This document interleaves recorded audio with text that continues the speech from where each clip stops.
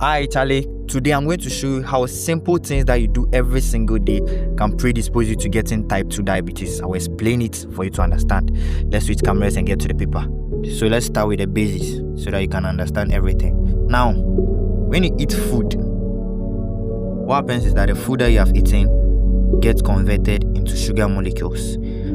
So anything at all that you eat, banku, rice, boiled yam, fried yam, whatever, at the end of the day, it's going to convert into sugar molecules because that is the language that the body understands. That is what the body uses to produce energy. So everything is going to turn into sugar molecules. Okay. Now, when they turn into sugar molecules, they get absorbed into your blood. So when the sugar enters your blood, what do you think is going to happen? It means there's going to be a lot of sugar inside your blood, right? When it enters your blood, it's going to increase your blood sugar. So what is going to happen is that there's going to be now sugar in your blood. So there's going to be increased blood sugar. Normally, the blood sugar is supposed to be at a particular level. So meaning that there is something that God has designed to drop that blood sugar, right? So what is going to happen is that there is something going to come around that is going to lower this blood sugar. Where is it going to lower it to? You can't urinate it out, you can't shit it out. So it means that it's going to move it into your body tissues. So your body tissues are going to use it to produce the energy. Now, the body tissues are supposed to use a particular amount. So when you eat more than normal, or when you eat more than the required amount, it means that when the body uses it, when the body finishes using it, there are lots going to be left behind. Those ones are going to be stored inside your liver as glycogen, inside your muscles as glycogen, and the rest will be converted into fats, and it's going to be stored inside your adipose tissues. So that's why you see that some people have something we call belly fat. Some people develop fats at certain areas. It's as a result of this thing. Now, what is that substance that is going to lower the blood sugar? That substance is what we call insulin. Insulin is being produced by your pancreas. Insulin is the required substance that is going to lower your blood sugar into normal. So when insulin comes, your blood sugar is going to lower. You are going to produce energy. You are going to store fats. You are going to store glycogen. Right? Good. Now, how does the diabetes come with this thing? Now let's come here. When you wake up in the morning and you drink tea, you take breakfast, what is going to happen is that your sugar levels increase, right? So when your sugar levels increase, it means that there's going to be insulin released. Now, when that insulin gets released, it's going to stay inside your blood for some time because your blood sugar is up. There's going to be insulin released. So insulin is going to go up inside your blood, then it will maintain for some time. So the quantity is going to maintain for some time. Then when the blood sugar starts to drop, then insulin levels will start to drop. Right? So when you come to lunch, same thing is going to happen. You take your rice, you take your yam, you take whatever you take. It's going to increase insulin levels inside your blood. Then it's going to maintain for some time. So about 4 hours. Then it's going to drop again. Right? You do the same thing for supper. You take your supper, insulin levels are going to rise, going to maintain for some time, then it's going to drop. Good. Now, if it is this up and down, that is okay. But look at somebody. Somebody is going to snack in the morning.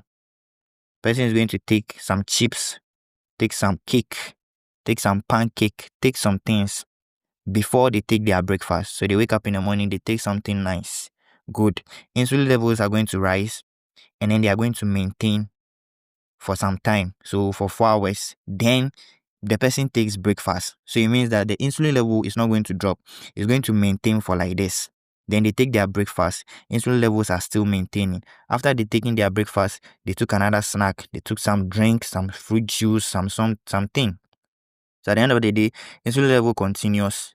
So it's going to come meet this one here like this, and then it's going to continue into their lunch. So they take their lunch, same thing. After taking lunch, they take another snack, same thing. Insulin levels is going to rise.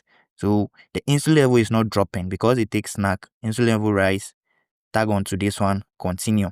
Join their supper. They take their supper, midnight, they tell you they are craving for something. So they go get some drinks and drink. Insulin level is going to maintain all the way to midnight before it will drop. Next morning, they start all over again. When you continue to do this over time, insulin levels always rising inside your body. When you continue to do this and insulin levels continue to maintain inside your body almost all the time, then you're going to develop something we call insulin resistance. Okay? Insulin resistance. Now look at this.